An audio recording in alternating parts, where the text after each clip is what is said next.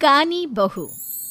किशोरी लाल जी के बेटे राघव की शादी की बात जगह जगह चल रही थी, लेकिन किशोरी लाल जी को कोई लड़की पसंद ही नहीं आती थी। और उसकी एक ही वजह थी, किशोरी लाल जी का लालची होना। उनको लड़की वालों से मोटा दहेज चाहिए था और इसी चक्कर में एक दिन वो एक बहुत पैसे वाले के घर अपने बेटे का रिश्ता लेकर पहुंचे। उस आदमी का नाम था ओम प्रकाश। देखिए किशोरी लाल जी, मेरी एक ही बेटी है और मेरी सारी संपत्ति जायदाद सब कुछ मेरी बेटी नैना का ही है। पापा, नाम से लगता है बहुत खूबसूरत होगी। कितना अच्छा नाम है ना, नैना। ओ, वैसे बात तो सही है आपकी। अब इतना पैसा है, जमीन जायदाद है, इकलौती बेटी, आप भी क्या करेंगे? सब कुछ उसे ही देंगे ना। बिल्कुल ठीक पहचाना आपने। बस बेटी की शादी और सारी जायदाद उसके नाम। पापा, बिना देखे हाँ कर दीजिए ना। इतना अच्छा रिश्ता फिर कहाँ मिलेगा? माला माल हो जाएंगे हम। मैं अपनी बेटी को बुलाता हूँ। अरे नहीं नहीं नहीं नहीं, आपकी बेटी का नाम नैना है, सुनकर ही लगता है बहुत सुंदर होगी। रहने दीजिए अंकल, मैं तो आपकी बेटी के नाम से ही इतना खुश हो गया हूँ कि उसे बिना देखे शादी करने को तैयार हूँ। अब तो मैं उसका चेहरा सीधे शादी के बाद ही देखूंगा। और इस तरह राघव नैना का चेहरा नहीं देखता और उससे शादी कर लेता है। शादी के बाद अपनी सुहाग रात पर जब राघव नैना का घूंघट उठाकर देखता है तो नैना की आंखें बंद थी। कितनी खूबसूरत हो तुम नैना, जरा अपनी आंखें खोलकर मेरी तरफ देखो तो सही। नहीं, मुझे शर्म आती है। अरे, मैंने तुम्हें शादी से पहले भी नहीं देखा, और अब अगर तुम आंखें खोलकर मुझे देखोगी भी नहीं तो मुझे अच्छा कैसे लगेगा? इससे पहले कि नैना अपनी आंखें खोलकर राघव की तरफ देखती, अचानक से लाइट चली गई और राघव नैना को पूरी तरह से देख भी नहीं पाया। अगली सुबह नैना राघव के लिए नाश्ता बनाकर लेकर आई। अरे ये क्या, आधा पराठा सीका हुआ है और आधा बिल्कुल कच्चा। ये तुमने क्या किया नैना? बहू, तुमने क्या आधा पराठा तवे से नीचे लटका कर रखा था, जो आधा सिका है और आधा कच्चा? मुझे जितना दिखेगा उतना ही तो सीखूंगी ना पापा जी। जहाँ जहाँ मुझे नजर आ रहा था वहाँ मैंने सीख लिया, जहाँ जहाँ नहीं दिखा वहाँ कच्चा रह गया होगा। इसका क्या मतलब है? ये कैसा मजाक कर रही है तुम?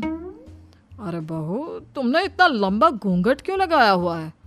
देखो, हमारे घर में बहुओं को बेटी की तरह रखा जाता है, और फिर तुम तो इतना सारा माल लेकर आई हो। देखो, ये घूंघट डालकर रखने की कोई ज़रूरत नहीं है। हाँ नैना, पापा जी ठीक कह रहे हैं, तुम तो आराम से रहो, अपना ही घर समझो। नैना अचानक से अपना घूंघट उठा लेती है। अरे ये क्या पापा, नैना की तो एक आंख फूटी हुई है। नाम से नैना, लेकिन ये तो कानी बहू निकली। मेरे साथ धोखा हुआ है, धोखा। बिना दिखाए अपनी कानी लड़की मेरे संग ब्याह दी। मुझे कानी बीवी नहीं चाहिए। मुझे अभी ओम प्रकाश जी से बात करनी पड़ेगी। आखिर उन्होंने मेरे साथ ऐसा किया क्यों? अरे, आप लोगों ने ही तो पापा से कहा था कि आप लोग शादी से पहले मुझे देखना नहीं चाहते। अब मेरे पापा पर क्यों इल्जाम लगा रहे हैं? अरे लेकिन उन्हें बताना तो चाहिए था ना कि तुम कानी हो, एक आंख से तुम्हें दिखाई नहीं देता। किशोरी लाल और राघव नाराज होकर ओम प्रकाश को अपने घर बुलाते हैं। पापा जी, ये आपने क्या किया? शादी से पहले बताया क्यों नहीं कि नैना की आंखों में परेशानी है? अरे, आप ही ने तो लड़की देखने से मना कर दिया था। अरे लेकिन आप बता तो सकते थे। आपको तो हमारी बेटी की प्रॉपर्टी चाहिए थी, वो भी पूरी की पूरी। अब क्या हुआ अगर उसे आधा दिखाई देता है? प्रॉपर्टी तो आपको पूरी मिल गई ना। अरे ये क्या बात हुई? मेरी शादी प्रॉपर्टी से नहीं, आपकी बेटी से हुई है। अब ये तो पहले सोचना चाहिए था, तब तो मेरी प्रॉपर्टी देखकर तुम्हारी जुबान लप लपा रही थी। लेकिन मैं कानी लड़की को अपनी बीवी बनाकर नहीं रख सकता। पापा, कुछ करिए ना आप। हाँ, करता हूँ। देखिए ओम प्रकाश जी, आप हमारे साथ ऐसा नहीं कर सकते। और तुम देखो, अगर तुमने मेरी बेटी से शादी तोड़ी ना, तो जो भी प्रॉपर्टी मैंने तुम्हें दी है वो तो पूरी की पूरी वापस ले ही लूँगा, और आधी प्रॉपर्टी तुम्हारी भी लूँगा। अरे मेरी आधी प्रॉपर्टी भला क्यों लेंगे आप? इसलिए क्योंकि मेरी बेटी को आधा नज़र आता है और उसकी नज़र अभी तक तुम्हारी आधी जायदाद पर ही पड़ी है। अब तुम उसे घर से निकालोगे तो कुछ तो लेकर जाएगी ना। और अगर हम आपकी बेटी को अपने घर की बहू बना कर रखे तो? तो तुम्हारी पूरी प्रॉपर्टी तुम्हारी ही रहेगी, और जो मैंने तुम्हें दिया है ना, उसमें से बस मैं आधा लेकर जाऊंगा। अरे लेकिन अब आप अपनी दी हुई प्रॉपर्टी में से आधी वापस क्यों लेकर जाएंगे? अगर मैं आपकी बेटी को अपनी पत्नी बनाकर रखने को तैयार हूं तो?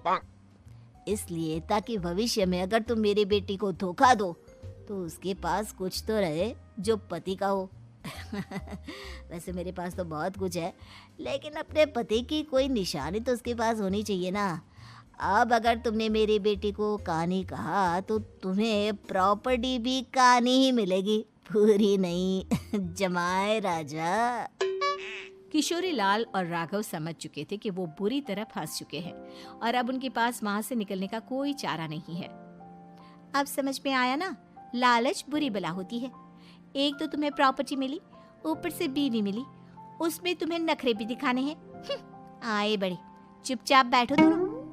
कुछ दिनों के बाद नैना राघव की कार लेकर बाजार घूमने निकलती है और जब कार लेकर वापस आती है, ये क्या? एक तरफ से मेरी गाड़ी पूरी खराब हो चुकी है। लगता है तुमने मेरी गाड़ी को किसी दूसरी गाड़ी के साथ एक्सीडेंट किया है। अरे अरे कितना बड़ा नुकसान कर दिया तुमने बहू। वो क्या है ना पापा जी, मुझे एक आंख से दिखाई नहीं दे रहा था, सामने से गाड़ी आ रही थी।